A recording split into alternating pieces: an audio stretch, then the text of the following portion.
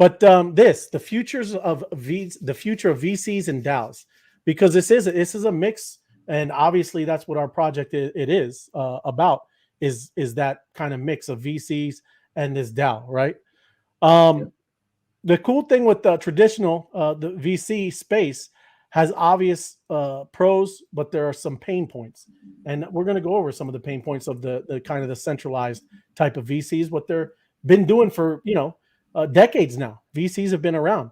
Can DAOs fulfill the gap? There's little gaps that and pain points that those VCs kind of deal with, and we're going to see if these DAOs can fill those gaps. New DAOs growth accelerating in defiance of the bear market. So this whole 2021, 2022, DAOs have really been spinning up in a big way. As with any new technology, DAOs have certain risks, such as security threats and arbitrary decision making. So that's another thing that you'll see where DAOs are going to be able to help fix with VCs, especially too with diversity of ideas. I like that because look at ours, Austin. We have a big wide range of just generations, right? You're a young dude. I'm kind of middle of the road, and then we have kind of ones that have been around for a while. Seniors, right? So it's awesome to see that we have really a diverse group of kind of thinking, and that's what you really want, right? Absolutely. The bees DAO venture capital funded more, and this is you think about this, right? They funded more than half of all U.S. public companies in 1979, right?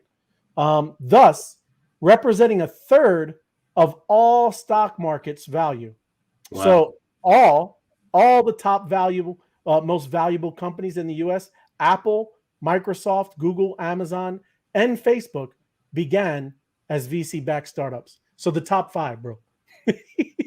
We're in a good space, Austin. You know what I'm saying? Yeah. But they call those, what are those called? The FANG companies? FAANG, yep. Facebook, right. Apple, yep. Alphabet, Netflix, and Google, or something like that. Yep, right on. Exactly. Merging the two concepts. Decentralized autonomous organizations, DAOs, are a good vehicle for addressing some of the gaps in traditional VC landscape. A decentralized version of a company, a DAO, is driven by community governance and decision-making, directly targeting some of the conventional VC pain points, thereby enabling faster decision-making, lesser control for startups, and adhocracy. Additionally, what does that word mean? Adhocracy. Well, I guess it's kind of like an overarching control, man. I mean, when you have this small group, which VCs are, that when they want what they want, when they kind of take over, I guess of a startup or something like that, it's their way, man. And that's what I mean. So like they invested in the startup, and because they put up their money, they want the startup to run the way that they want it to run, instead of the startup running their own startup. Gotcha. Absolutely. Right. Additionally, DAOs provide increased investor flexibility, increased diversity and funded ideas, decentralized control, and improved access to public capital. Right. And then this is where I'm going to end up, because this is the question I'm going to ask, and then we'll kind of discuss it, man. So will DAOs potentially replace VCs, or do DAOs pose a threat to VCs? Or, and it's not on here, or is it going to be some kind of a merge, right? And that's what I think more, Austin. It's how we talk about with everything, right? DeFi compared to CeFi, centralized, right?